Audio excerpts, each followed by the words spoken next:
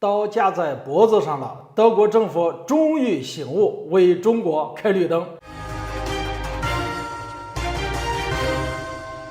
大家好，我是肖银华，欢迎收看银华观点。今天我们来聊聊德国总理舒尔茨力排众议，为中国一路开绿灯，这将意味着什么呢？近日很多德国人都没有想到，舒尔茨的态度居然如此强硬，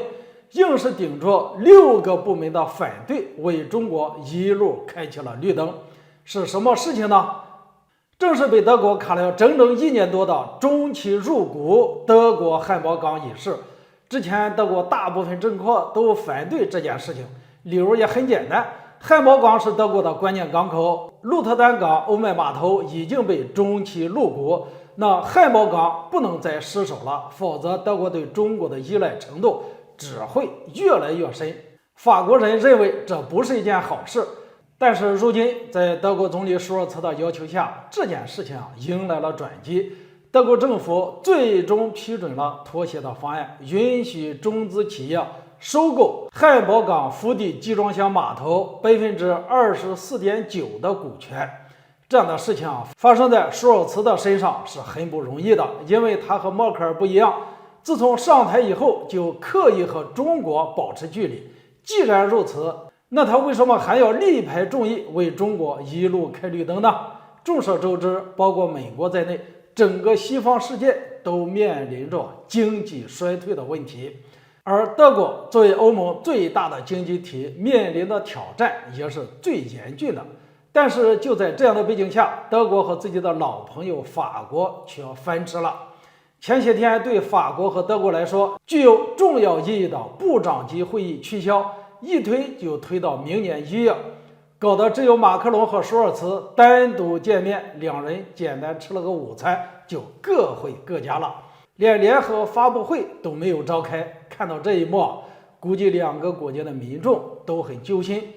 对于德国来说，法国是非常重要的合作伙伴和盟友，法德闹翻对德国的影响非常大，这不仅体现在政治上，更是会影响到德国的经济。原来就面临能源危机和通胀危机，这下法国又闹翻了，而美国这位老大只知道割韭菜，这下怎么办呢？舒尔茨这次算是学聪明了，立即想到了中国。所以我们看到前阵子舒尔茨开始转变方向，宣布将防卫中国，同时还暗示了在汉堡港这件事情上两国还有的商量。这个态度是什么意思呢？就是试探中国的反应，愿不愿意接纳德国的善意。而如今舒尔茨已经下定决心，在汉堡港一事上不再刁难中企，于是时隔1年多，这件事情终于得到了解决。但是话又说回来，德国想要解决经济问题，让中企入股汉堡港码头，本来就是双赢的事。别忘了，在中国企业的投资运营下，鹿特丹港的集装箱托运量比德国所有的港口加起来的总和还要多。